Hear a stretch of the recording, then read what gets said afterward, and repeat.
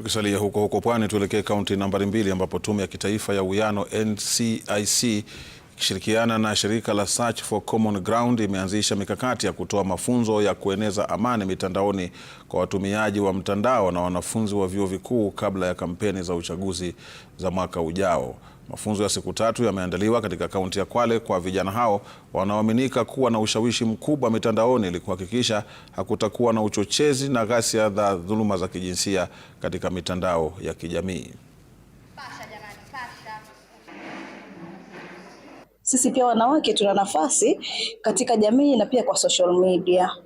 Wapo watu ambao wanatutumia sisi kama vioo vya jamii kuchafua amani. Wapo watu ambao wanatumia mitandao pia kuharibu amani, lakini through hii organization wamekuja kutufunza ama kutupa counseling kuhusu kudumisha amani kupitia mitandao kutokana na influence ambayo tuko nayo.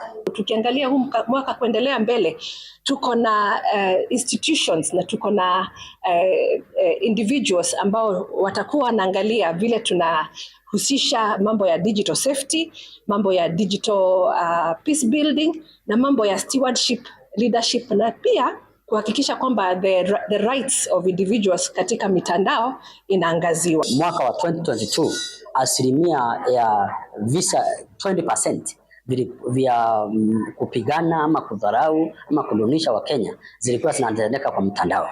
Chuki nyingi ambazo zilikuwa zinaonekana kwa viongozi, kwa wale wanaowania viti, ilikuwa inafanyika kwa mtandao. Mitandao inapotumika vizuri basi huenda inaleta kipato cha hali ya juu. Ikitumika vibaya inafanya watu wanasikia vibaya. Ikitumika vizuri mitandao inaweza fanya mtu akafika mbali.